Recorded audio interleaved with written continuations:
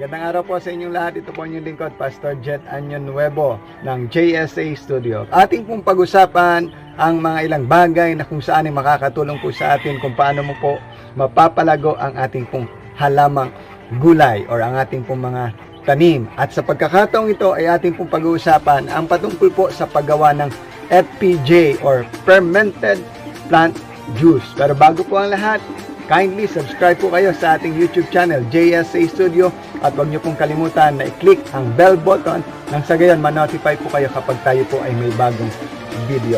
Okay, paano nga po ba gumawa ng FPJ? Pero by the way, tingnan po muna natin isa-isa ang maaari po natin magamit na halaman kung saan ay magiging kapaki-pakinabang sa ating pong gagamitin or gagawing FPJ.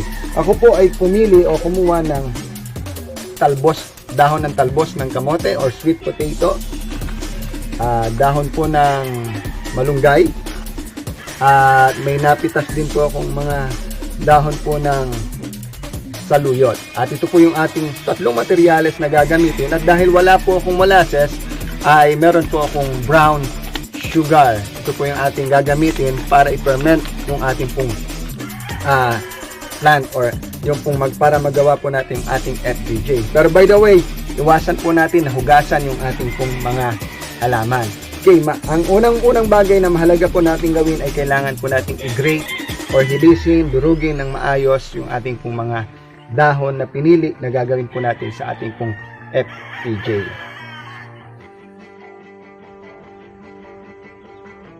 Kumuha rin po ako ng ating lalagyan na food grade plastic container na kung saan dito po natin i-ferment o ilalagay yung ating pong FPJ.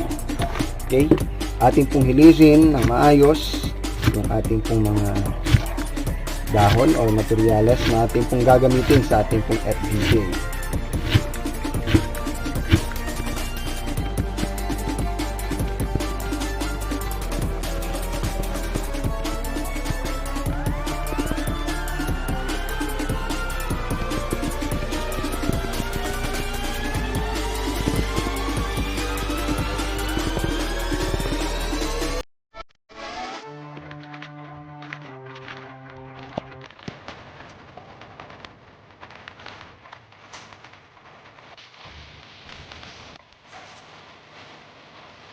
Haluin po natin mabuti.